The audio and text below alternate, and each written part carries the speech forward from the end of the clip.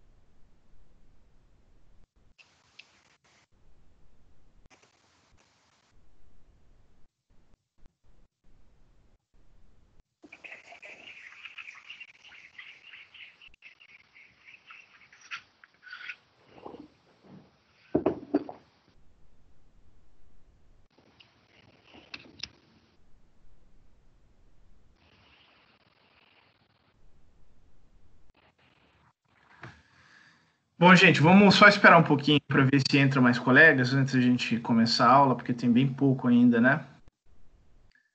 Só um lembrete, como vocês sabem, né, a reunião está sendo gravada, ok?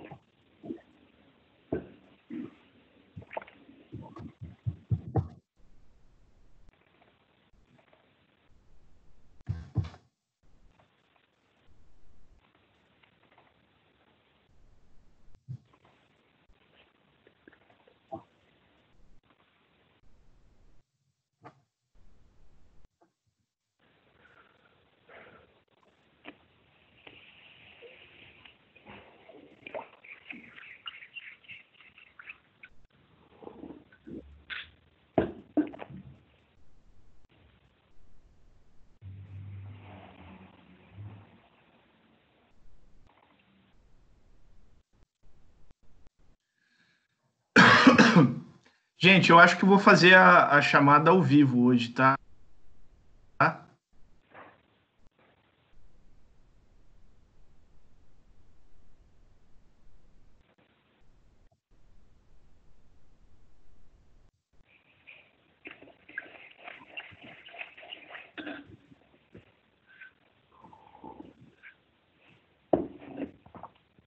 16 ainda na sala.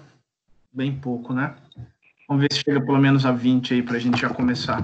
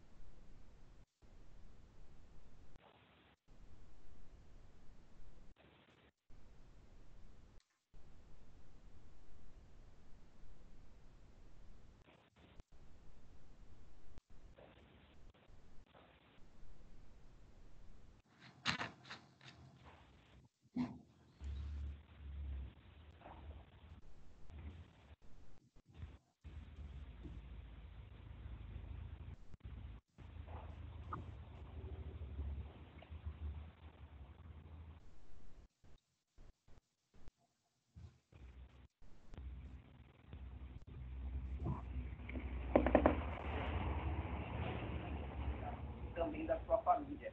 Meu sigilo está à disposição da justiça. Estou aguardando o seu. Quem não deve, não teme. Mais uma fala aí do governador do Rio de Janeiro, Wilson Witzel. Olha.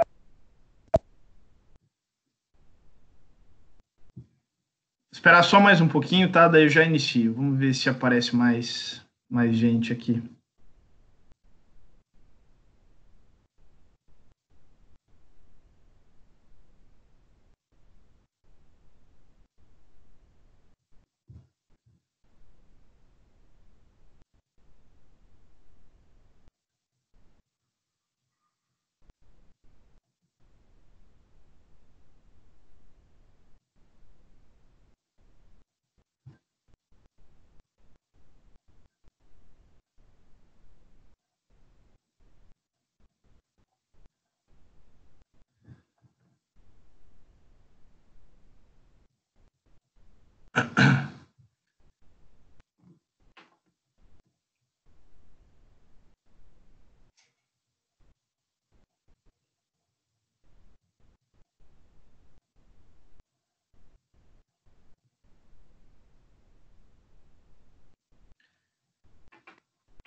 Bom, acho que não vai chegar mais ninguém, né? De qualquer maneira, vamos começar aí, porque já estamos um pouquinho adiantados na hora. Gente, então, na aula anterior, nós vimos o último tópico lá que a gente estaria estudando sobre Durkheim, ok? Então, aquele autor lá, nós encerramos na última aula lá com aquela aula sobre a sociologia do conhecimento e sociologia da religião do Durkheim, ok? Na aula de hoje, nós vamos dar sequência ao nosso conteúdo, introduzindo um novo autor, tá? Então, a gente está... Nós vencemos já a parte introdutória da disciplina, mas nós estamos falando ainda de alguns autores clássicos, né, que marcaram bastante a discussão aí das ciências sociais. Então, já não é mais introdução, mas ainda estamos, digamos assim, na parte dos clássicos, né? E ainda vamos demorar um pouquinho ainda dentro dessa parte dos autores clássicos. E o próximo autor clássico que a gente vai estudar é o Max Weber, ok? Que é um autor alemão, né? Então, até agora a gente estava falando aí muito de autores franceses. Hoje nós vamos fazer referência aí a um autor alemão. Então, gente, eu preparei de novo aí um material para vocês. Eu ainda não coloquei lá no Google Drive. Aliás, eu nem sei agora se é para colocar no Google Drive ou se é para colocar aqui no Teams ou se é para colocar nos dois. Provavelmente é para colocar nos dois. Bom, eu vou colocar nos dois. Eu não coloquei lá ainda, porque eu estava lendo, eu ia colocar hoje de manhã, mas eu estava lendo o material e resolvi reelaborar ele para dar uma melhorada em alguns pontos. Mas até à tarde aí o material deve estar lá, daí vocês já podem ir lá pegar. Eu também, obviamente, vou mandar os representantes repassarem para vocês, não é? Bom, eu fechei o microfone aqui de vocês, porque estava vindo aí muito eco aí, tinha gente que estava com a TV ligada, né, etc. Mas como sempre, né, como de costume, vocês podem, se vocês quiserem fazer alguma pergunta, algum comentário, vocês podem abrir o microfone, a palavra, me interromper, né, não tem problema. Deixa eu só fechar o meu WhatsApp aqui que está apitando e aí atrapalha a captação do som. E o que eu estava dizendo? Assim, se vocês então tiverem dúvida, não tem problema, vocês podem abrir aí o microfone e me interromper aí sem problemas, né? Para fazer a pergunta de vocês, ou eventualmente algum comentário, alguma colocação, alguma observação, ok? Nos comentários, às vezes eu não vejo, né, o que vocês estão falando nos comentários. Então, se por acaso vocês fizerem alguma pergunta aí e vocês acharem importante, eu demorar para responder, não tem problema, vocês podem aí me interromper, né, para chamar a atenção para o comentário que vocês fizeram lá no chat, ok? Deixa eu ver então se tem mais alguma coisa.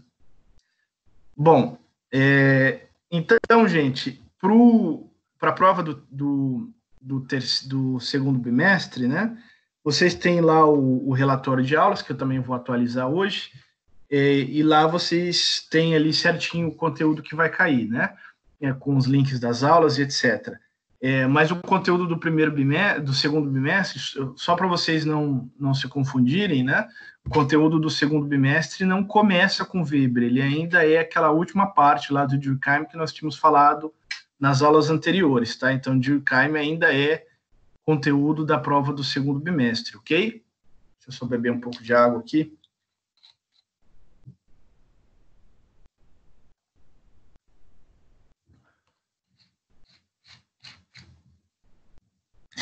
Deixa eu ver se tinha mais algum recado. Uma outra coisa. Gente, provavelmente hoje a gente vai ficar um pouquinho mais tempo do que nós estávamos ficando nas aulas anteriores, né? Porque a gente não tem lá a limitação do Zoom de 40 minutos e depois 40 minutos. Então, eu provavelmente hoje vou fazer a chamada ao vivo aqui durante a transmissão, tá? Eu ainda não decidi, mas vamos ver como é que vai correr aí a aula. Se der tempo, daí a gente faz a chamada durante a transmissão, no meio da aula ou provavelmente lá no final. Então, fiquem atentos aí, tá? Não deixem só o computador ligado aí sem prestar atenção, porque vocês podem perder a chamada, ok?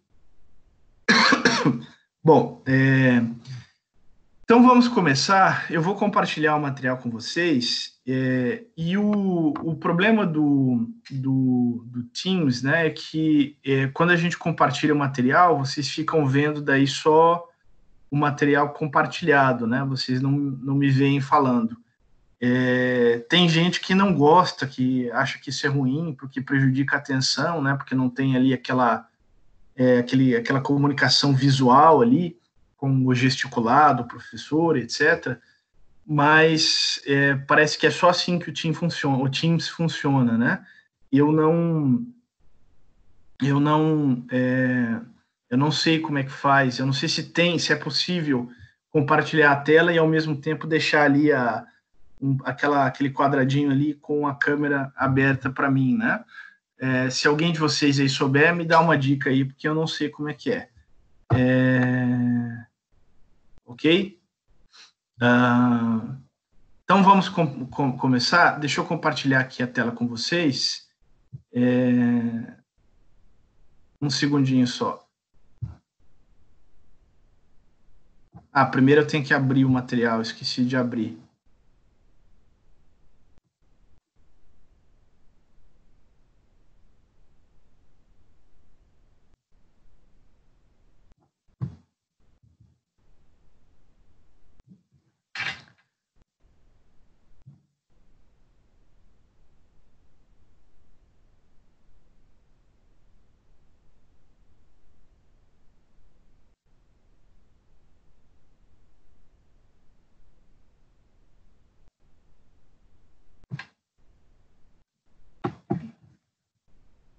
Um segundo só, gente. Já só estou abrindo aqui o material para vocês.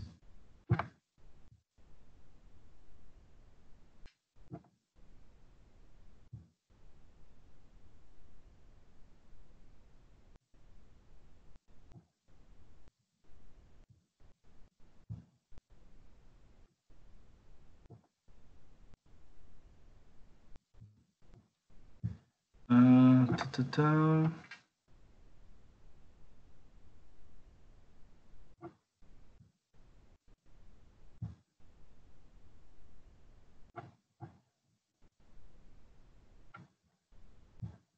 Eu não estou conseguindo compartilhar aqui, um segundo só.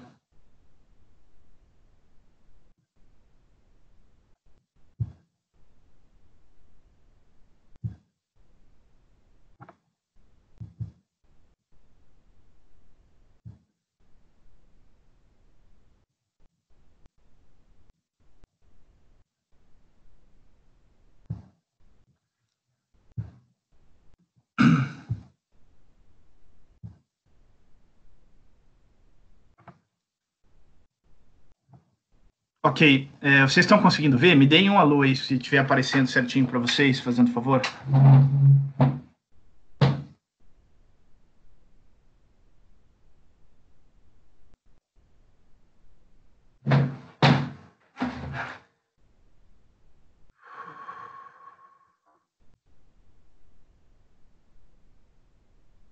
Ok, beleza.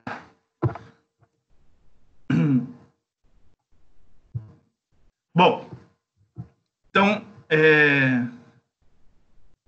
aqui tem um errinho, eu coloquei roteiro 2 aqui, esse é o roteiro 3 já, né, do segundo bimestre. Mas eu vou arrumar, porque eu não coloquei lá ainda, né? Deixa eu ver só se está tudo certo. Beleza. A data aqui também tá errada, mas eu vou arrumar e vou colocar lá no sistema para vocês. Bom, gente, então o tema da aula de hoje é a sociologia de Max Weber, né? Então, hoje nós vamos introduzir o autor, dar uma visão panorâmica aí da obra dele, e daí nas próximas aulas, para as próximas aulas, a gente vai dar sequência. Nós vamos ficar falando aí praticamente quase um mês aí desse autor ainda, pelo menos umas três semanas, né? Bom, uma coisa interessante do Max Weber é o seguinte, é que a maioria desses clássicos aí do pensamento das ciências sociais, eles tinham formação em direito, né? Até porque, como eles são pioneiros dessa área, então as suas respectivas faculdades, né, as faculdades lá de ciências sociais, de sociologia, de antropologia, sequer existiam. Então eles obviamente não podiam ter formação nessas áreas, né? E aí normalmente a formação que eles tinham era em filosofia, em economia ou em direito. E direito era bastante comum.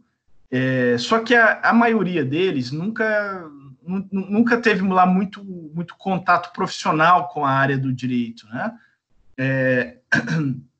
A gente costuma brincar que a impressão que dá é que antigamente só tinha 3 cursos, engenharia, medicina e direito, porque na biografia da imensa maioria dos autores, escritores, por exemplo, do século XIX, todo mundo era formado ou em medicina, ou em engenharia, ou em direito, né?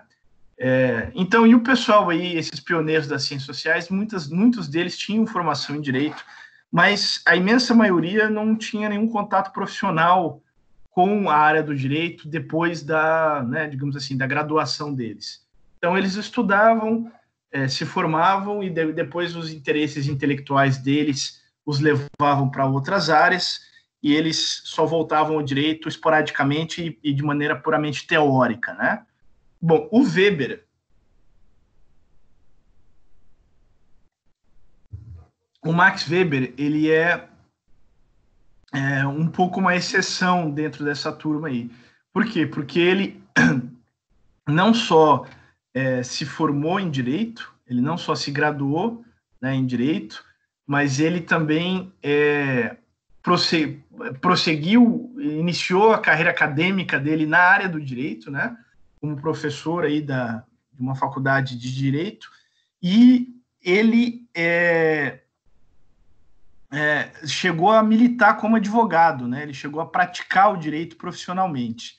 Então, o direito é bastante presente, né, na biografia, pelo menos nos primeiros anos ali da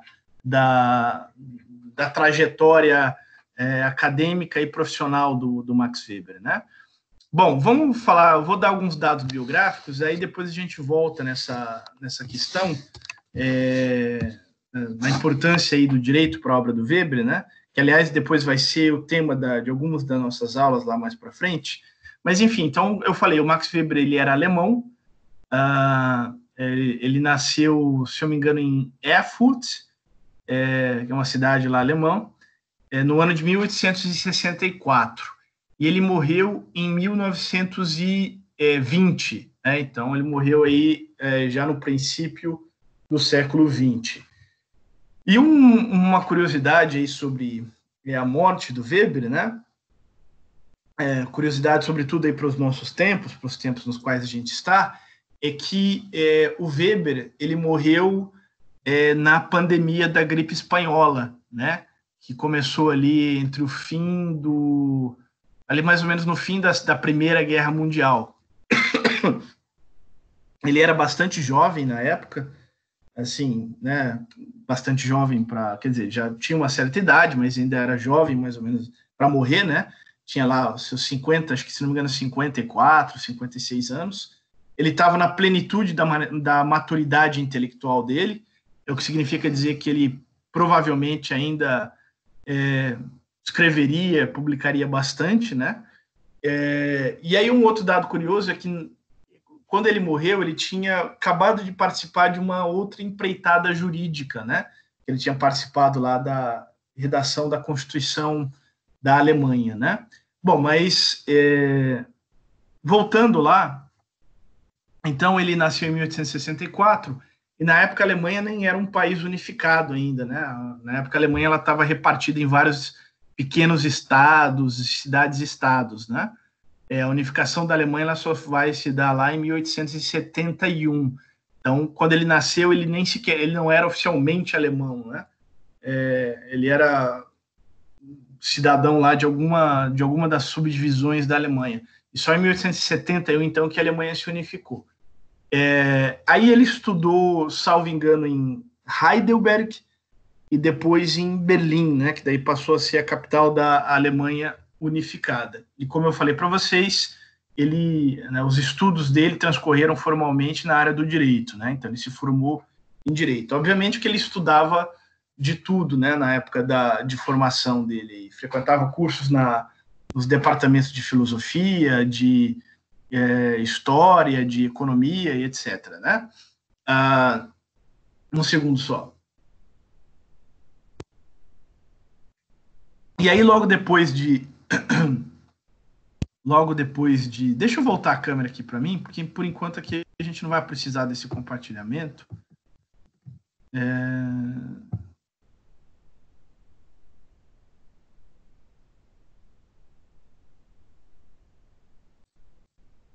Eu vou abrir a câmera aqui, um segundo só.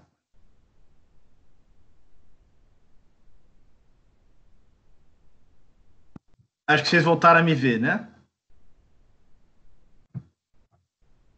Porque senão fica esquisito ali que eu não estava utilizando ali o compartilhamento ainda. Tá. Então, como eu estava falando para vocês, né? Então, ele inicia lá a trajetória intelectual dele na faculdade de Direito, ele se forma em Direito e ele pratica o direito por alguns anos. Ele é advogado, né? Por alguns anos. Então, ele milita ali na advocacia. A diferença lá por exemplo, Marx, né, que é um outro autor lá que a gente vai falar, ele também estudou direito, mas nunca praticou direito um dia sequer na vida, né? Ele terminou os estudos dele e aí ele foi trabalhar como jornalista, né? Um segundo só.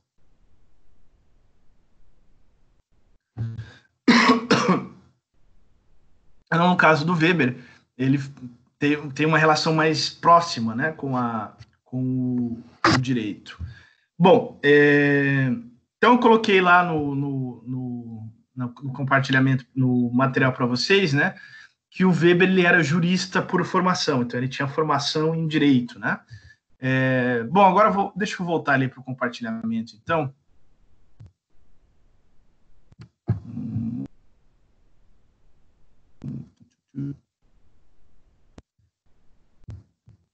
Então, estamos aí no compartilhamento. Eu não vou ficar perguntando aí se vocês estão vendo, se não estão, mas se por acaso vocês tiverem algum problema aí, vocês me avisem, tá? Mas eu imagino que esteja dando tudo certo, né? Então é o seguinte, quando ele se formou, o panorama jurídico na Alemanha da época dele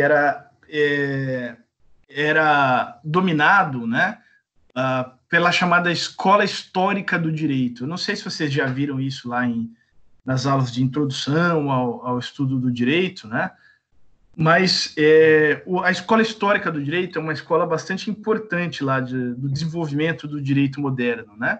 E ela dominou o panorama jurídico alemão do século XIX. Hoje parece meio esquisito a gente falar isso, tendo em vista a maneira como a gente trabalha com o direito nos dias de hoje, mas no século XIX, na Alemanha pelo menos, né, ser um jurista e ser um historiador do direito era praticamente a mesma coisa, né? E a razão era a seguinte, é que a Alemanha, ela não tinha, em parte por não estar unificado ainda como um país, a Alemanha ela não tinha um código, o direito da Alemanha não era codificado ainda, né? Não tinha, por exemplo, um código civil, que só viria a ter no ano de 1900. Então, o direito que era aplicado na Alemanha no século XIX, na época do Weber, ainda era o direito romano, né? Não sei se vocês sabem, mas o nosso sistema jurídico, o sistema jurídico ocidental moderno, bom, nós temos basicamente dois grandes ramos do direito ocidental moderno, né? O direito a common law e o direito romano-germânico, né? Que é o que a gente usa no Brasil, né? O direito romano-germânico, a base dele é a Europa continental, e depois ele se espraiou aí, ele se difundiu para os países que foram colônia dos países da Europa Ocidental. Então, por exemplo, os países da América Latina.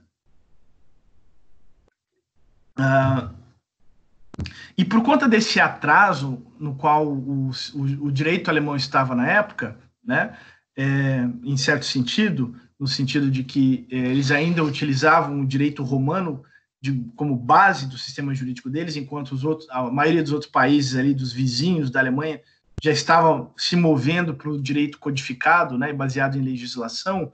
Por conta disso, a importância de se estudar historicamente o direito era bastante grande, né? Eu acho que é meio fácil de ver isso, né? Se o direito que a gente aplica no nosso país é um direito que começou a ser produzido há 2000 anos atrás, lá no Império Romano, então estudar historicamente o direito passa a ser relevante, né?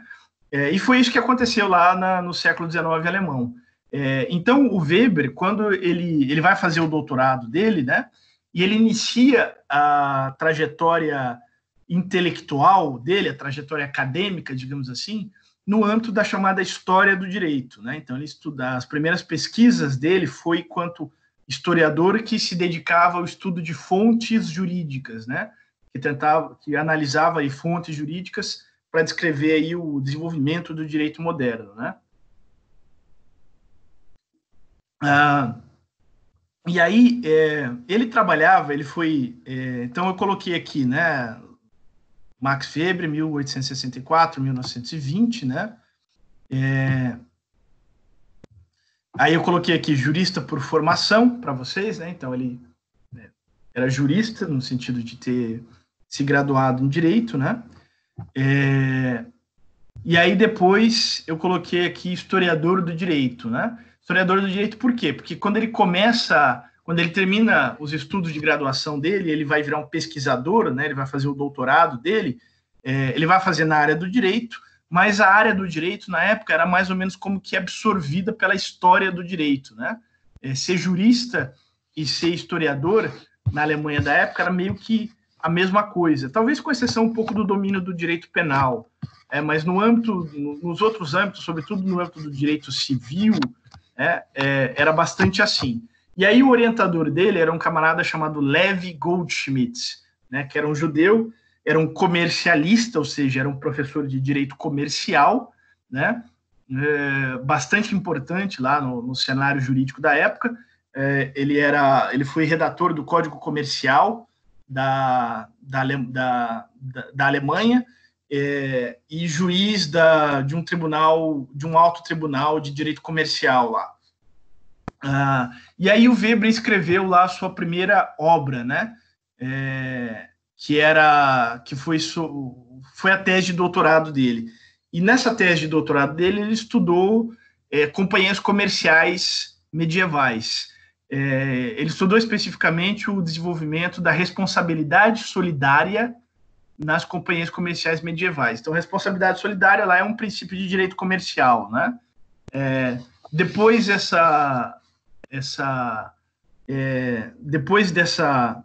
do doutorado dele, ele continuou daí desenvolvendo esse assunto e veio a publicar uma obra de nome História, estou marcando aqui para vocês em azul, tá? História das companhias comerciais na Idade Média. Então, essa história das companhias comerciais na Idade Média não é só uma história das companhias comerciais na Idade Média. É uma tentativa de extrair princípios jurídicos no sentido do âmbito do direito comercial, né? O direito comercial é o que a gente chamaria hoje de direito empresarial. Até a minha época de faculdade, a gente ainda falava direito comercial, né? Hoje em dia é mais popular falar direito empresarial. Mas é ali basicamente a mesma coisa, tá? Então, essa obra, o título não deixa ver, né? História das companhias comerciais na Idade Média, mas ela é uma obra que tem conteúdo jurídico, né? Ele estuda a história das companhias comerciais na Idade Média para extrair dali princípios de direito comercial, por assim dizer, né? E, paralelamente a isso, ele continua se dedicando lá ao estudo do direito romano, né? Que é a base lá como eu falei, a base do direito alemão do século XIX, né? Era o direito romano. E como resultado desses estudos aí de direito romano, ele publica lá uma outra obra, mais ou menos na mesma época que essa primeira, né, chamada História Agrária Romana e seu significado para o direito público e privado. Né? E essas duas obras ele entrega como trabalhos de habilitação, né? Para ser professor na Alemanha, além de ter doutorado, é necessário ter essa chamada habilitação, e daí você pode dar aula só dessas matérias para as quais você está habilitado, né? E aí ele começa, então, como professor, primeiro na Universidade de Berlim, de direito comercial e de direito romano. Então, o início do Max Weber na docência universitária, na docência do ensino superior, foi como professor de direito comercial e de direito romano. Portanto, professor de direito, né? Então, o primeiro cargo acadêmico da carreira dele foi foi como professor de direito, né? E aí ele ainda era um membro, né? Um pesquisador aí, né? Da chamada Escola Histórica do Direito, né?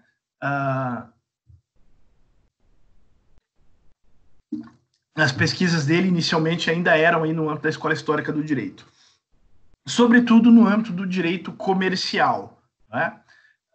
Bom, e aí, gente, o que acontece?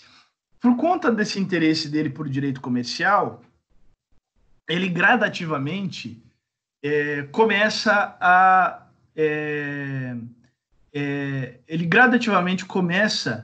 a se interessar por assuntos de economia. E aí ele começa a virar, digamos assim, ele começa a pesquisar sobre economia, né? Então, do direito comercial aí empresarial, né, o que a gente chama hoje de direito empresarial, ele começa a trafegar por assuntos de ordem econômica. E aí, obviamente, falando assim, isso parece que se deu, né, de uma hora para outra, mas foi uma transição que levou alguns anos. Mas durante esses anos, ele começa gradativamente a se transformar num economista. Ele vira, por assim dizer, um economista, né? E no âmbito da economia, ele continua, de certa forma, sendo um historiador também, né? Por quê? Porque o pensamento econômico da época dele, na Alemanha, também era dominada pelo historicismo, por assim dizer. O pensamento econômico dominante na Alemanha era aquele da chamada escola histórica da economia. Né? Então, está aqui marcado em azul aqui para vocês, né? Aqui em cima na tela. Um segundo só, para eu beber um pouquinho d'água.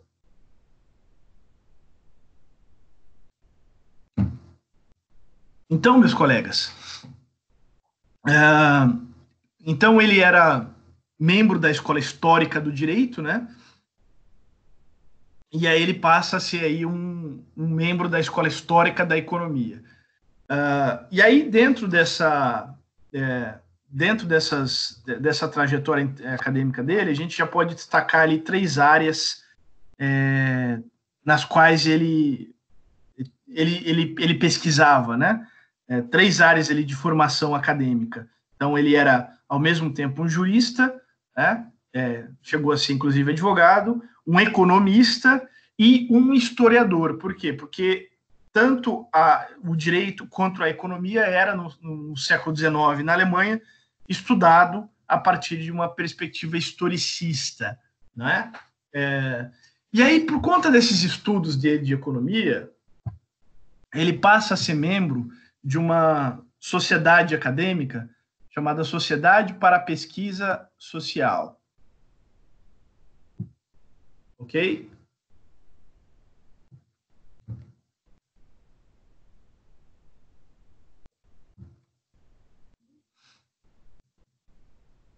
Essa Sociedade para a Pesquisa Social, ela era uma associação acadêmica, né, alemã, que tinha como objeto lá, como objetivo, pesquisar temas sociais, né? A ideia de ciência social ainda não se tinha desenvolvido plenamente, mas já havia, era ali o período da industrialização da Alemanha, né?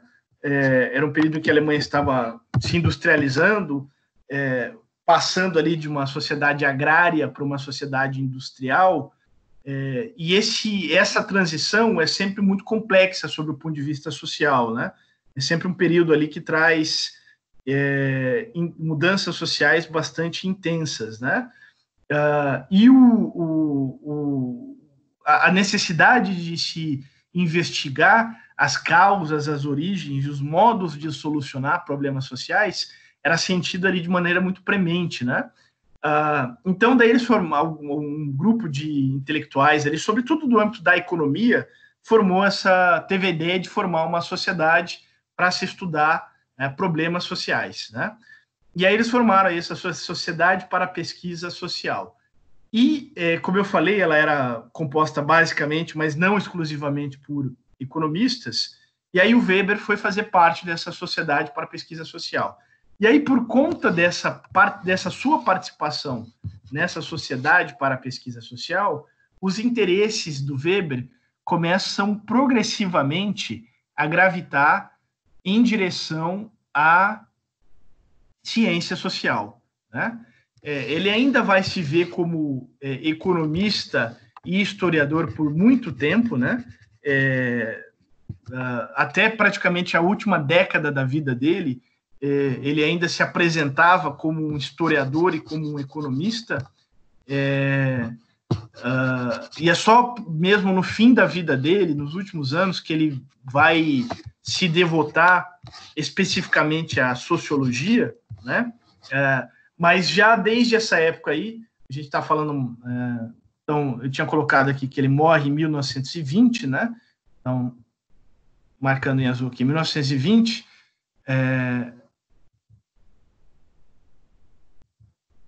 pronto, 1920 que ele morre, mas já desde 1890, mais ou menos, é que os interesses dele começam a gravitar em direção aí à sociologia, né, às ciências sociais. Ainda que ele só vá se considerar propriamente um sociólogo no final da vida dele, né? Ali nos últimos 10 anos da vida dele, ok? Bom, então esses aí eram os dados biográficos lá do autor, ok, gente?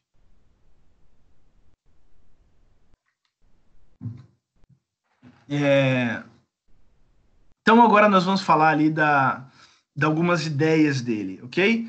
Bom, a gente vai começar...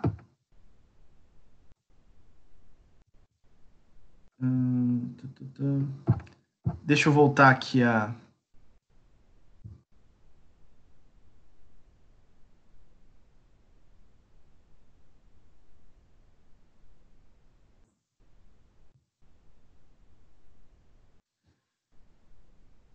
Um dado biográfico dele que eu esqueci de falar é que logo depois em que ele se conciliou, ele começou a carreira dele então como professor na Universidade de Berlim, como professor de direito, né? Primeiro direito comercial direito comercial e direito romano. Aí quando ele começa a se interessar mais por economia, ele vira, por assim dizer, um economista, aí ele vai e vira professor, salvo engano, na Universidade de Freiburg, né, que é no sul da Alemanha.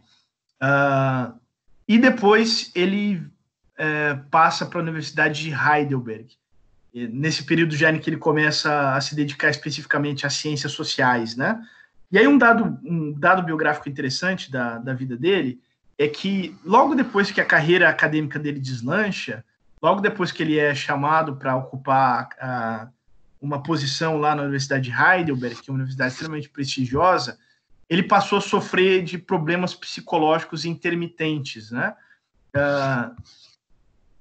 Os problemas dele nunca foram diagnosticados, né? O desenvolvimento ali da psiquiatria e da psicologia na época, enfim, era bem mais rudimentar do que era hoje, mas enfim, né? A psicanálise diria que ele passou a sofrer de crises neuróticas, né? Então ele virou um neurótico. E essas crises psicológicas que ele tinha, às vezes forçavam ele a interromper o trabalho acadêmico e intelectual dele durante vários anos até, né? Ele chegou na primeira crise que ele teve, ele chegou a passar 5 anos sem conseguir trabalhar. E aí depois ele se recuperou, ele retomou o trabalho, só que ele tinha crises periódicas, né, que faziam com que ele ficasse afastado do trabalho acadêmico por períodos bastante extensos, né? E nessa época, o status intelectual dele já estava tão consolidado que, digamos assim, a universidade dava uma colher de chá para ele lá e tolerava, né, que ele, por exemplo, ficasse só pesquisando e não desse aula por, né, períodos bastante extensos.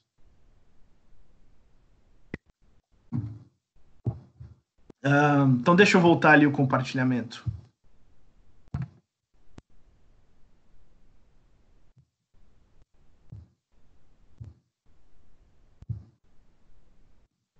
Bom, então vamos falar aqui das principais ideias dele. A gente vai começar falando das ideias epistemológicas, né? Então, o que significa esse palavrão, epistemológicas? Então, epistemologia é um ramo da filosofia que estuda a ciência, né, e as condições do pensamento, da produção de conhecimento científico, por assim dizer. A gente falou eu não tinha utilizado essa palavra, mas a gente viu isso também quando a gente falou nos autores anteriores, né? Então, o que a gente vai explicar aqui é a concepção que ele tem sobre os métodos das ciências sociais, sobre os métodos da sociologia especificamente, né?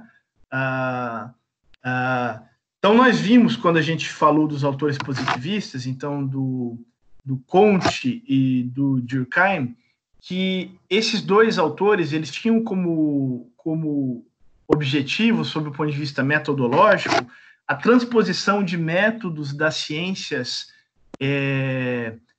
naturais para a ciência social. Então, eles queriam fazer com que as ciências sociais se aproximassem das ciências naturais no âmbito metodológico, copiasse o método das ciências sociais, né? O Max Weber, ele parte de um pressuposto diferente. Ele parte do pressuposto de que existe uma diferença fundamental e irremediável entre as ciências naturais e as ciências humanas e sociais. Isso aí é, em parte, reflexo do meio acadêmico, intelectual diferente no qual ele estava imergido, né? No qual ele estava imerso, melhor dizendo. A ideia de transposição dos métodos das ciências naturais para as ciências sociais, digamos assim, que é uma ideia muito francesa, né? Pelo menos nesse período. Mas, na Alemanha, a tendência do pensamento era no sentido contrário, era no sentido de se estabelecer ali uma clivagem, né? Uma separação mais rigorosa entre ciências naturais e ciências humanas e sociais. Então, eu não vou ficar aqui falando um monte de nomes para vocês, né? Mas vários intelectuais do cenário acadêmico alemão, da época do Weber, já enveredavam por essa linha, né? Por tentar estabelecer uma metodologia para as ciências humanas que fosse apropriada às suas características específicas, né? Reconhecendo, portanto, que elas são essencialmente diferentes das ciências naturais, né? Então, assim, tem um autor especificamente chamado Wilhelm Dilthey. Eu vou até escrever aqui nos comentários, eu não coloquei aqui no esqueminha que eu fiz para vocês, mas eu acho que vale a pena colocar aqui nos comentários. Coloquei ali nos comentários, tá, gente? Então, esse é o nome do sujeito, Wilhelm Dilthey. Então, esse autor, Wilhelm Dilthey, talvez seja um dos principais a enfatizar essa diferença essencial que existe entre as ciências da natureza e as ciências humanas e sociais, né? Eles se referiam, inclusive, né? A expressão em alemão que eles utilizavam para falar de ciências humanas e sociais era Geistwissenschaft, que literalmente, traduzindo do alemão para o português, significa ciências do espírito, né? Um segundo só para eu beber água.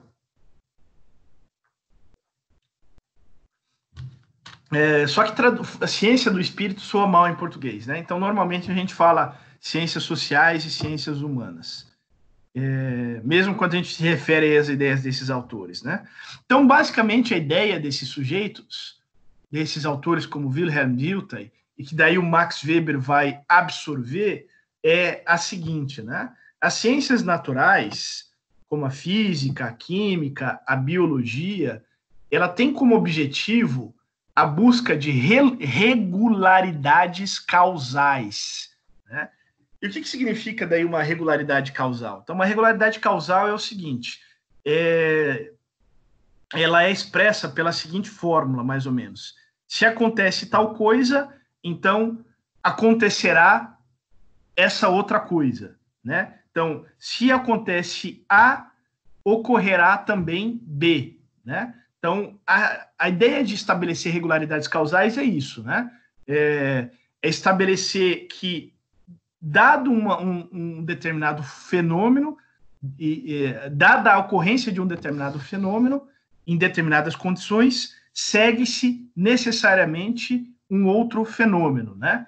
Então, essa é a fórmula abstrata, né?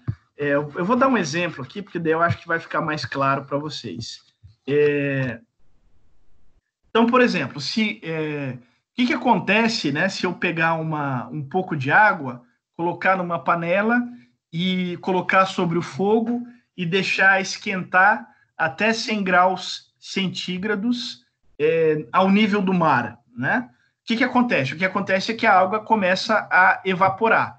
Então, o fato de eu esquentar a água até 100 graus centígrados Digamos que esse é o fato A, né? E como consequência do fato A, o que vai acontecer? Vai acontecer o fato B, que é a evaporação da água, né? Então, isso é uma regularidade causal. Eu posso criar uma lei com base nisso, né? Uma lei científica. O que diria essa lei científica? Ela diria o seguinte: toda vez que água, né, pura, vamos dizer assim, porque se a gente mistura alguma coisa na água, muda o ponto de evaporação da água, né? Então, toda vez que água pura for aquecida a 100 graus centígrados ao nível do mar, seguir-se-á que essa água se converterá em vapor, ou seja, ela evaporará, né? Ela vai evaporar. Então, isso é uma regularidade causal. Eu estabeleço uma relação de causa e efeito, né? A causa é esquentar a água até 100 graus centígrados ao nível do mar. O efeito é qual? A água converter-se do estado líquido no estado gasoso, né? Ou seja, a água evaporar. Então, isso é uma regularidade causal. Eu posso dizer que toda vez que isso acontecer, ou seja, que a água foi aquecida a 100 graus centígrados ao nível do mar, ela vai evaporar, né? Então, as ciências naturais, de uma forma geral, elas têm como meta sempre descrever, né, estabelecer essas regularidades causais. Então, as ciências naturais, elas explicam o mundo procurando descrever regularidades causais, né? Regularidades causais são o quê, então? São relações estáveis, né, que sempre se repetem entre causa e efeito. Então, dado a causa A, seguir-se-á necessariamente o efeito B, né? Então, as ciências naturais, elas buscam estabelecer essas regularidades causais como sua meta principal, né? Então, lá no âmbito da física, as leis de Newton, no âmbito da química, sobretudo, né? Então, se eu misturo o composto A com o composto B, o resultado é o composto C, e vai ser sempre assim, né? Então, o objetivo das ciências naturais é esse, né? Estabelecer relações de regularidade causal, né? E aí os intelectuais ali da época, né? Como por exemplo esse Wilhelm Dilthey, ele dizia o seguinte, que esse método de estabelecer regularidades causais, e depois eu vou acrescentar aqui, como eu falei para vocês, né? Eu não compartilhei ainda esse material aqui, porque eu quero fazer uns ajustes nesse material, colocar mais algumas informações. Essa é uma informação que eu vou colocar. Esse método de estabelecer regularidades causais, ele é chamado de método explicativo, né? Então, um método científico que busca estabelecer regularidades causais é o método explicativo, ok? E as ciências do espírito, né? Eu expliquei, né, alguns minutos atrás que ciências sociais e humanas era chamado na época de ciências do espírito, né? Espírito aí não tem nada que ver com espiritismo, né, ou com alma. Espírito aí tem um sentido aí de cultura, né? Então a gente pode dizer ciências humanas e sociais, traduzindo daí para o linguajar dos dias de hoje. Então as ciências humanas e sociais, elas, segundo os autores aí alemães dessa época, não teriam o mesmo objetivo que as ciências naturais. Então, as ciências naturais, elas têm esse objetivo de identificar, né, regularidades causais. Acho que essa é a palavra mais adequada, identificar regularidades causais. As ciências humanas e sociais, elas não têm, segundo os autores dessa época, esse objetivo, né? Então, não estabelecer regularidades causais. As ciências humanas e sociais, elas teriam como objetivo, eu vou marcar aqui em azul, compreender o sentido da ação. Qual ação? A ação humana, né? Então, qual que é a ideia aqui? Eu acho que está um pouquinho misterioso ainda, né? Então, a ideia basicamente aqui é a seguinte: qual é o objeto das ciências humanas e sociais? O objeto das ciências humanas e sociais é a cultura humana, né? É aquilo que o ser humano faz, por assim dizer, né? Por quê? Porque a cultura humana, por exemplo, vamos pensar aí num sujeito que estuda a história da arte, né? Ou num antropólogo que estuda a religião de uma comunidade indígena, ou mesmo um sociólogo que estuda as relações profissionais dentro de uma determinada empresa, por assim dizer, né?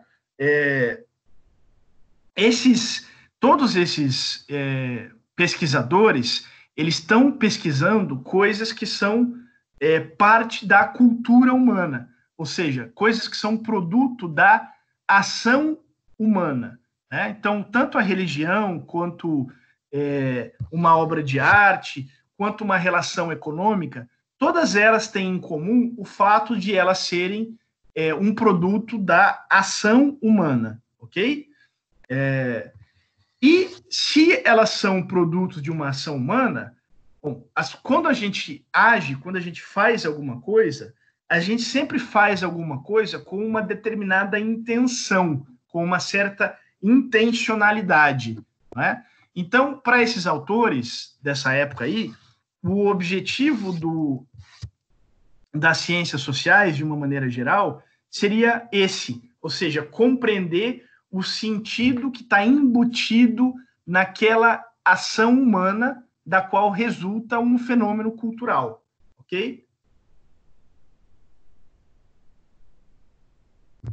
Então, as ciências humanas e sociais não teriam como objetivo aqui compreender o mundo a partir da identificação de regularidades causais, né? O objetivo das ciências sociais aqui, das ciências sociais e humanas, é compreender o sentido que está embutido nos fenômenos culturais humanos, né? Isso aí, de certa forma, reproduz uma distinção do próprio objeto de estudos, né? A gente diria, num linguajar filosófico, isso aí reproduziria a distinção, uma distinção ontológica, né? Ou seja, uma distinção que está no próprio objeto de estudos.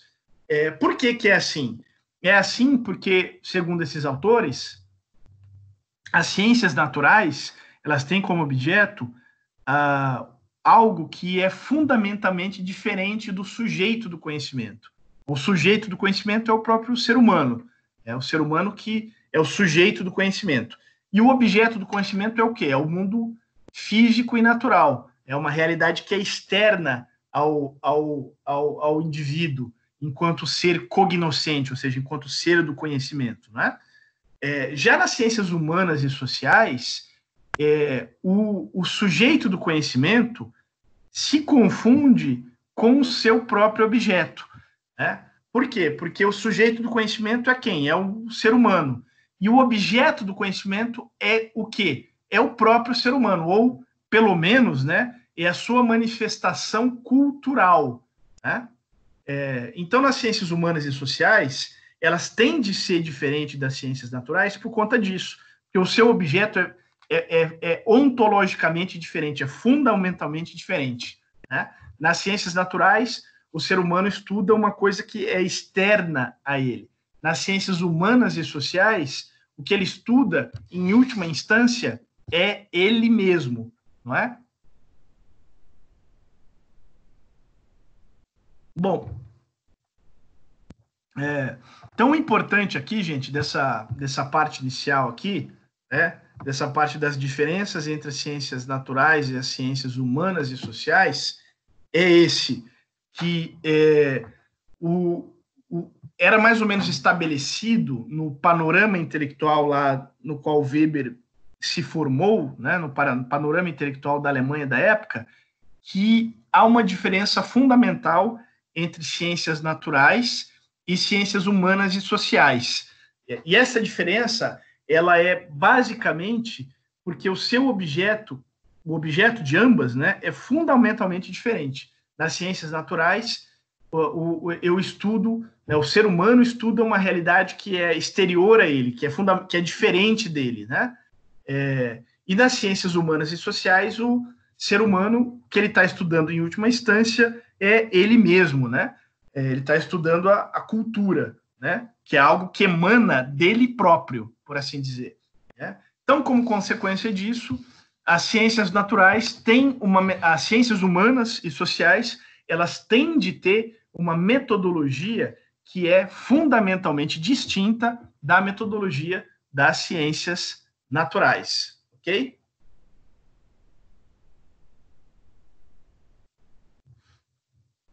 Uh, e aí, gente, eu tinha falado para vocês que o método, né? O método das ciências naturais é o método é, é o método explicativo, né?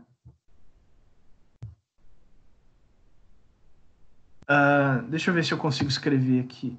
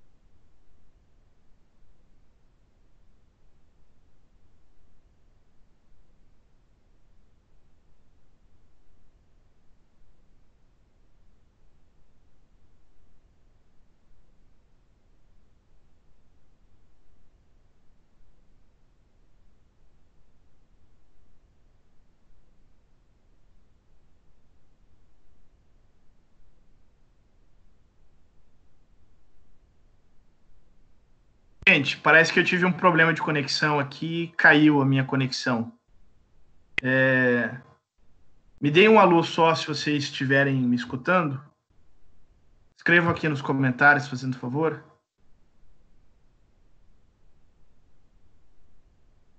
Ok, obrigado.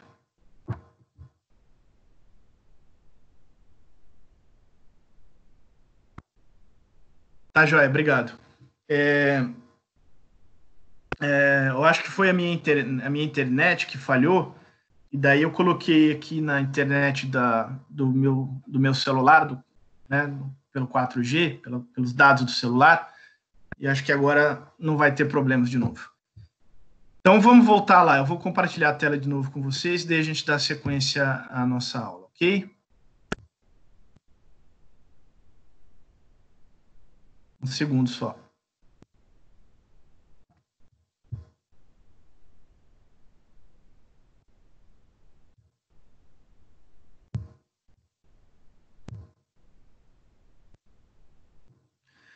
Tá bom. Bom, então voltando aqui, né? Então eu tinha falado para vocês que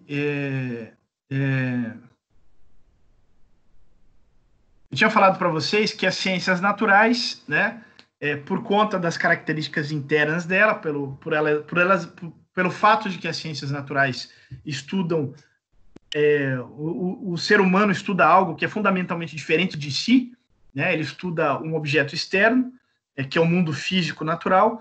Então, o método é a busca pela identificação de regularidades causais, né? São as leis científicas lá. Então, as leis científicas, regularidade causal é uma outra maneira de dizer o quê? Lei científica, né? Então, uma regularidade causal é isso, é uma lei científica, né? Então, as leis de Newton, né, que vocês estudam lá em física no colégio, né? Então, aquelas formulazinhas lá sobre velocidade e etc., aquilo lá são descrições matemáticas de regularidades causais, né? Normalmente, nas ciências naturais, sobretudo em campos como a física, por exemplo, né? Essas chamadas regularidades causais são expressas em linguagem matemática, né? Então, esse exemplo ali que eu dei para vocês, da água que ferve, é só um exemplo meio rudimentar, né? E esse método das ciências naturais, o pessoal lá da época chamava de método explicativo. Não me perguntem por que eles escolheram essa expressão, explicativo, porque daí eu tenho que ficar explicando alemão para vocês, né? Porque a palavra, obviamente, explicativo é uma tradução, né? A expressão original era em, obviamente, né? E as ciências sociais, as ciências humanas e sociais, pelo fato de que o objeto que eles buscam, que essas ciências buscam entender, são idêntico ao sujeito, né? Então, o sujeito é o ser humano. E qual é o objeto que essas ciências buscam estudar? A gente pode dizer, o próprio ser humano, porque são as coisas que são produtos da sua cultura, né? Então, é a cultura humana, que emana do próprio ser humano, por assim dizer, né? Então, o objetivo aqui das ciências humanas e sociais é compreender o sentido da ação. A ação qual? A ação que cria essa cultura, né? Então, um historiador, ele busca estudar, sei lá, um determinado acontecimento histórico. O que ele busca fazer é interpretar o sentido daquele acontecimento histórico, né? Um antropólogo vai estudar lá uma religião de uma comunidade indígena. O que ele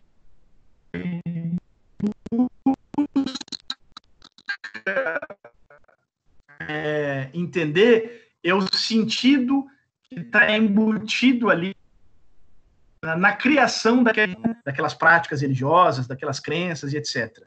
E esse método das ciências sociais, que é baseado na compreensão do sentido da ação, os intelectuais ali da época chamaram de método compreensivo, né? Então, as ciências naturais, elas têm como objetivo explicar, através da identificação de regularidades causais, o mundo físico natural, ao passo que as ciências humanas humana através da interpretação do sentido embutido naqueles fatos, né, cultura humana. Ok, gente? Bom, a gente vai ver que o Weber, ele, na verdade, não seguia estritamente essa metodologia, ou melhor dizendo, essa divisão metodológica, né? Ele tem ali, as ideias do Weber quanto a isso são um pouquinho diferentes. A gente já vai abordar isso, né? Gente, eu vou pedir licença para vocês um segundinho, eu tenho que encher minha garrafinha d'água, que está acabando, e a minha voz também está acabando, então preciso ali molhar a garganta. Um segundinho só, um minutinho já, ok?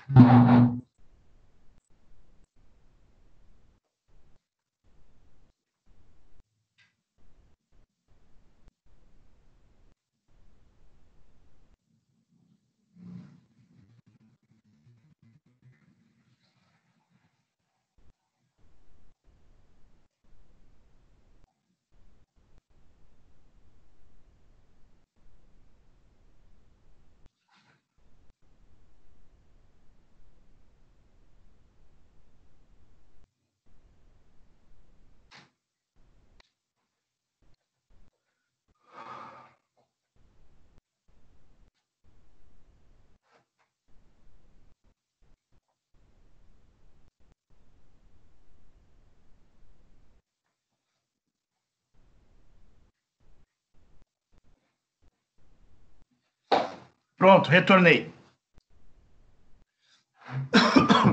Bom, esse primeiro ponto aqui, né, da diferença entre ciências humanas e sociais, já é uma diferença em relação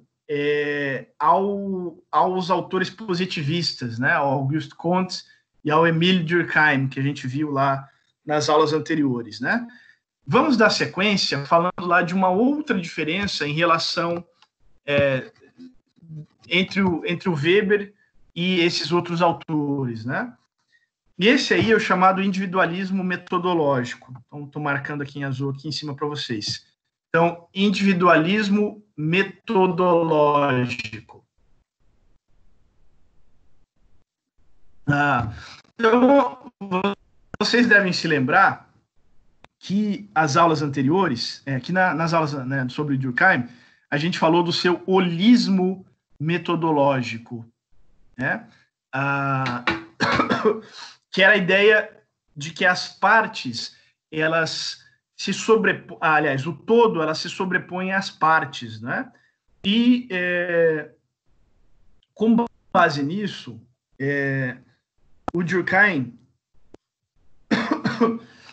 ele procurava demonstrar que ele tinha como objetivo, na verdade ele nem procurava demonstrar, mas ele tinha como ponto de partida a ideia de que a sociedade é uma realidade sui generis, ou seja, é uma realidade que só existe por conta das partes que a compõem, mas a partir do momento que ela é constituída, ela adquire uma autonomia ontológica, ou seja, ela passa a ser uma coisa em si mesmo, que independe das partes que a compõem.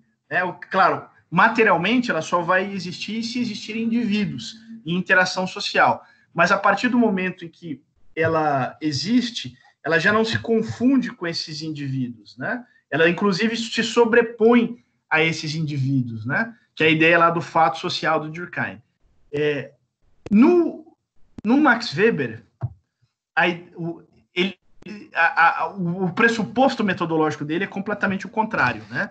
Ele trabalha com a ideia de individualismo metodológico. Significa o que isso? Basicamente, vou colocar aqui. Professor, eu acho que tá travando. Tá travando? Tá, não tá dando pra ouvir quase nada, sem mancada. Tá travando daí. Dá uma olhadinha aí. Um segundo só.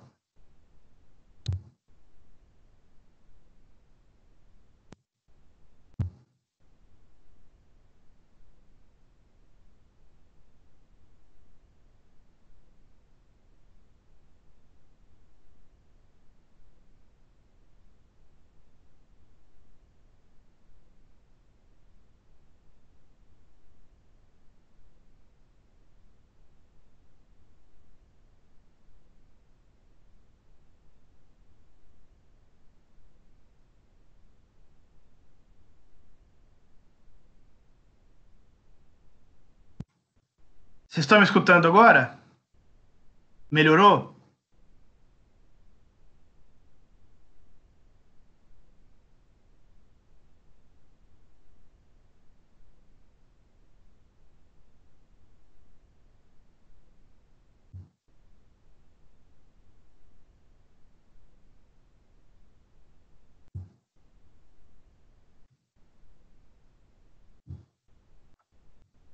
Vocês estão conseguindo me escutar, gente?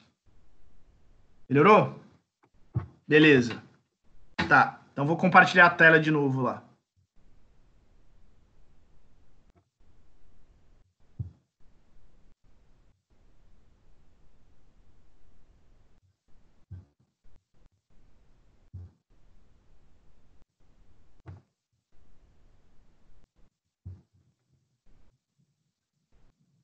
Beleza, se der algum problema aí, vocês podem se manifestem aqui no chat. Se eu não ver o chat, podem me chamar a atenção aqui, abrir o microfone e me chamar a atenção, ok? Então eu vou voltar aqui o ponto que eu estava explicando. Não sei até onde vocês estavam conseguindo escutar. Então eu estava dizendo, né, que o Weber ele trabalha com a ideia de individualismo metodológico, que é exatamente o oposto à ideia do Durkheim, né? Então, o Durkheim ele trabalhava com holismo metodológico, com a ideia de que as partes elas não se confundem com o todo, não se confundem com as suas partes componentes. Então, é óbvio que a sociedade é feita por indivíduos, mas a partir do momento que a sociedade é constituída, ainda que seja necessário que os indivíduos ainda estejam ali, né? Porque se todo mundo morrer não tem mais sociedade, é uma coisa óbvia isso, mas a partir do momento que a sociedade é constituída, ela adquire como que vida própria, né? Ao ponto, inclusive, de condicionar os comportamentos dos indivíduos, né? Então, a sociedade se impõe sobre os indivíduos. A sociedade é constituída pelos indivíduos, mas ela se impõe sobre os indivíduos, ok? O Weber, ele parte do pressuposto contrário, ele parte da ideia de individualismo metodológico, né? Então, o que significa esse individualismo metodológico? Significa o seguinte, é que é a primeira flechinha aqui que eu puxei para vocês, estou marcando em azul, né? Isso significa o seguinte, que a investigação sociológica, a investigação das ciências sociais, ela tem um indivíduo como seu ponto de partida, né? Então, o ponto de partida da explicação sociológica é o indivíduo, né?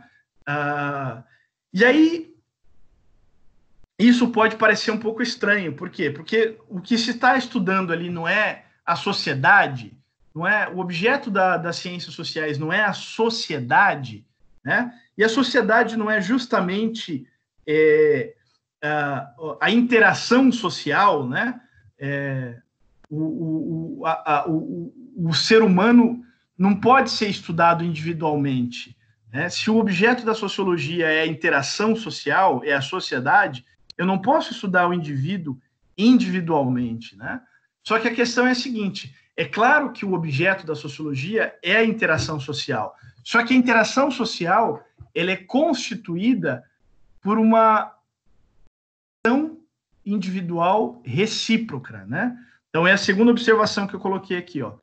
Vida social constituída pela ação e interação recíproca. Deixa eu marcar aqui em azul. Oh, meu Deus.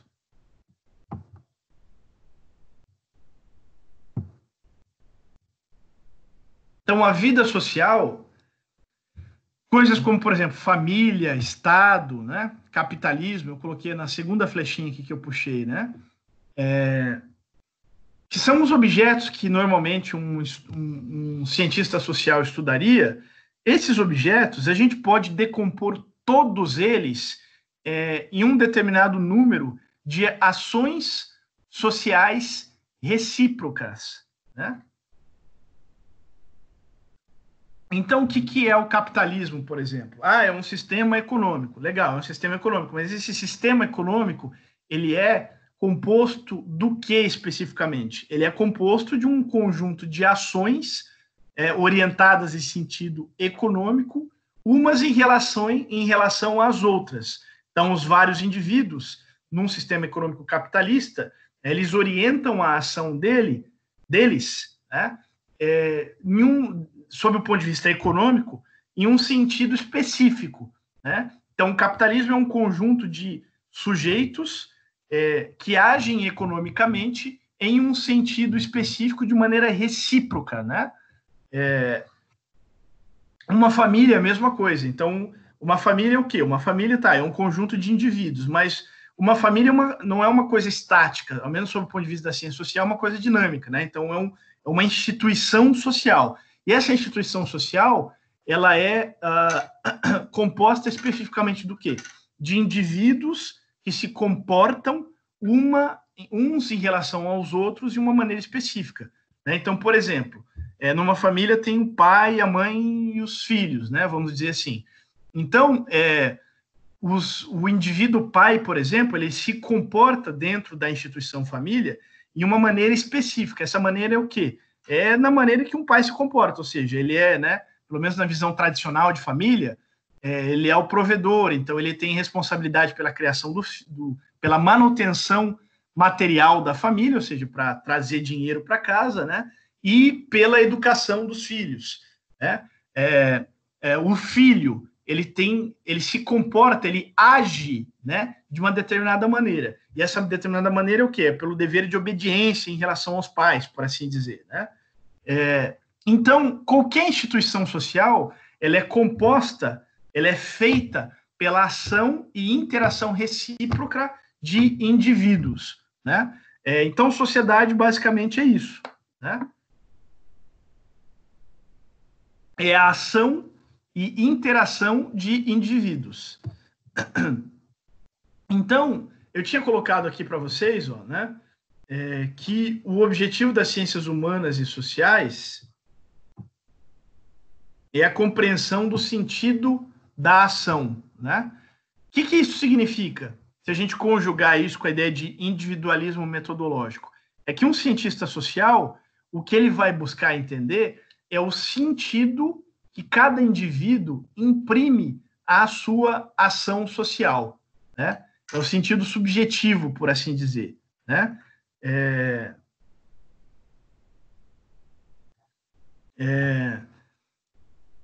E aí vem à tona o terceiro dos nossos temas aqui, que é o tema da ação social, né? Então, a ação social é o conceito central aqui do Max Weber, né? Então, a ação social é o objeto específico que a sociologia vai estudar, né? E aí vamos entender um pouquinho o que significa esse conceito de ação social, né? Então, o que é a ação? Sob o ponto de vista sociológico, pelo menos. Então, a ação é um comportamento que o agente, ou seja, aquele que age, né, relaciona a um sentido subjetivo. Ou traduzindo em palavras mais simples, né? A ação é um comportamento ao qual eu atribuo um sentido.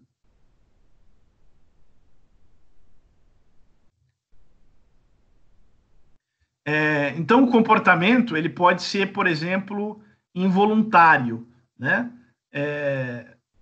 Uma conduta involuntária, a gente poderia até levantar a questão se é conduta, né? Vocês vão estudar lá no próximo semestre já, eu acho, ou talvez no próximo ano, a ideia de conduta é bastante importante lá para o direito penal, né? Só que a ideia de conduta do direito penal já pressupõe a ideia de sentido, né? Não existe conduta sem uma intencionalidade. Mas na conceituação do Weber aqui, digamos que é possível, né? Então, seriam as condutas involuntárias, por exemplo, né? Mas uma ação, então, é um comportamento a que o sujeito relaciona um sentido subjetivo, ou seja, eu vou dar um exemplo aqui. Se eu levanto de manhã, tomo banho e me direciono. Vamos dizer, se eu levanto pela manhã e tomo banho, né? Por que eu faço isso? Qual o sentido dessa ação? O sentido dessa ação é o seguinte, é que eu tenho que trabalhar de manhã e existe uma norma social, né, que impõe determinadas regras de higiene, né? Ninguém vai preso se não toma banho, mas sofre ali uma censura social, né? Alguém que apareça, por exemplo, sujo para trabalhar.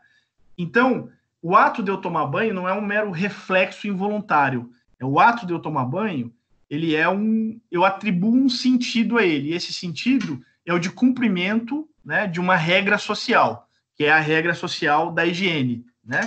Que não é uma regra jurídica, ninguém vai preso se aparecer para tomar banho sujo, mas um sujeito que faça isso muitas vezes é capaz de até perder o emprego por conta disso, né?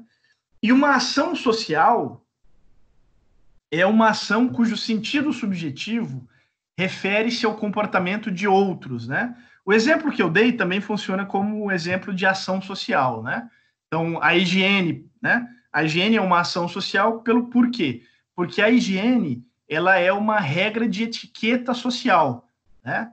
E uma pessoa que descumpra a etiqueta social, ela pode sofrer uma punição do resto da sociedade. Não é uma punição oficial, não é uma punição que emana, digamos, da lei, né? Ninguém vai, como eu falei, ninguém vai preso se deixar de cumprir uma convenção social, mas existem outras formas de sanções que não são oficiais, né?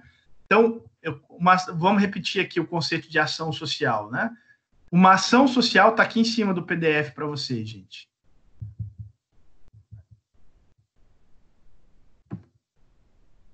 Uma ação social é uma ação cujo sentido subjetivo refere-se ao comportamento de outros, né? Então, segundo só para beber água. O ato de eu tomar banho antes de ir trabalhar, né? Ele é uma ação que eu atribuo um sentido. Qual é esse sentido? O fato de eu ter que cumprir com uma regra de higiene. E por que eu cumpro com essa regra de higiene? Porque se eu não cumprir, eu vou ser demitido. E o ato de ser demitido é o quê? É o ato do meu patrão dizendo que eu não tenho mais trabalho, né? Que eu posso passar no departamento pessoal. Ou seja, eu oriento a minha ação em função do comportamento de um outro, né? Que é o meu patrão. Então, o sentido subjetivo que eu atribuo à minha ação, ela refere-se ao comportamento esperado de uma outra pessoa, né? Então, eu tenho aqui eu orientando a minha ação pela ação esperada de um outro sujeito, né? Então, isso aqui é uma ação social. Então, o objetivo da sociologia é o estudo da ação social. Então, vejam aqui como as coisas fecham. Não sei se está ficando claro para vocês, porque esse aqui é um aspecto, né, da teoria, é uma parte da teoria que tem umas certas sutilezas e que é bastante difícil de entender mesmo, né? Então, eu falei para vocês que o Weber ele é adepto de um individualismo metodológico, né? Eu marquei em azul aqui. E esse individualismo metodológico significa o quê? Que o ponto de partida da explicação sociológica é o indivíduo, né? Então, no exemplo que eu dei aqui, eu estava buscando compreender sociologicamente o meu comportamento, né? Então, por que as pessoas mantêm regras de higiene? Por que um indivíduo específico, vamos dizer, eu, né, mantenho as regras de higiene? Além das questões de saúde, etc., né? Então, esse era o meu problema. Aí eu vou buscar entender, então, por que o indivíduo se comporta de uma determinada maneira, né? E o comportamento dele é uma ação social. Esse exemplo que eu dei, ela é uma ação social. Por quê? Porque o indivíduo, ele age, né, orientando o sentido da sua ação em função daquilo que é esperado como resposta à sua ação de outros agentes sociais, né? Então, o indivíduo, ele toma banho, né, como eu falei, porque ele está buscando cumprir com uma expectativa que outros indivíduos têm em relação a ele, né? Então, isso que é uma ação social. E a ação social, portanto, é que é o objetivo primordial né, o objeto primordial, melhor dizendo, da ciência, da sociologia, né? Então, o sociólogo, ele busca compreender a ação social, né? Então, a ação é um comportamento ao qual o sujeito atribui um sentido. E a ação social é um comportamento ao qual o sujeito atribui um sentido que tem uma relação com o comportamento de outros indivíduos. Ok?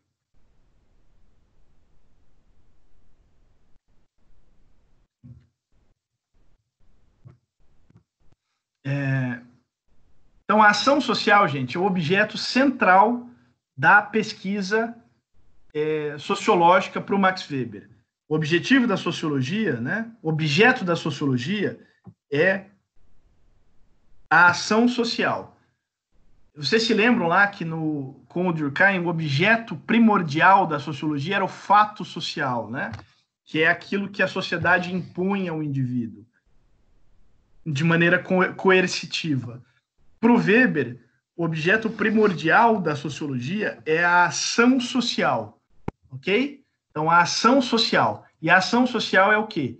É uma ação, é um comportamento cujo sentido subjetivo refere-se ao comportamento de outros indivíduos. Então, no exemplo que eu dei, né, se eu me perguntar por que as pessoas, né, um determinado indivíduo mantém regras de higiene, por exemplo, toma banho antes de trabalhar, uma resposta possível, não necessariamente a verdadeira, mas uma resposta possível é a seguinte: é que ele toma banho porque ele espera que outras pessoas reajam ao fato dele não manter a higiene dele. Então, se ele aparece para trabalhar sujo, né, ele espera que haja uma reação por parte dos colegas de trabalho e, eventualmente, do patrão dele, né? De uma maneira ou de outra, punindo ele, por exemplo, né, tirando o emprego dele, né? E é assim, então, gente, que esse individualismo metodológico se materializa, né? Então, o ponto de partida do indivíduo, o ponto de partida da sociologia é o estudo da ação individual, né? É o estudo do sentido que o sujeito atribui para a ação individual, ok? E aqui fecha com essa divisão metodológica, né, entre ciências naturais e ciências humanas, porque as ciências humanas elas têm como objetivo compreender o sentido da ação, ok? Bom, vamos encerrar por aqui, e daí nas próximas aulas a gente pode dar sequência falando dos tipos de ação social e daí de relação social para o Max Weber, ok? Então, essa foi só uma aula introdutória e a gente vai ficar ainda mais umas 3 semanas aqui nesse tópico, ok? Então, vamos encerrando por aqui, gente. Se vocês não tiverem nenhuma dúvida, nenhum questionamento.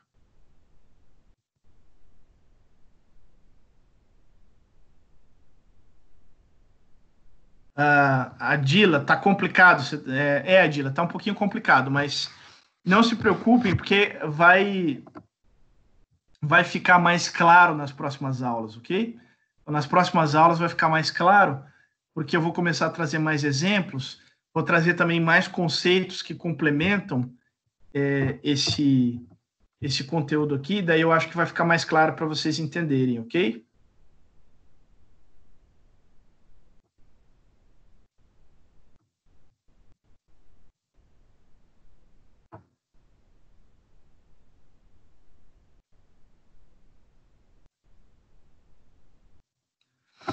Tá bom, então podemos encerrar. Muito obrigado, viu, gente?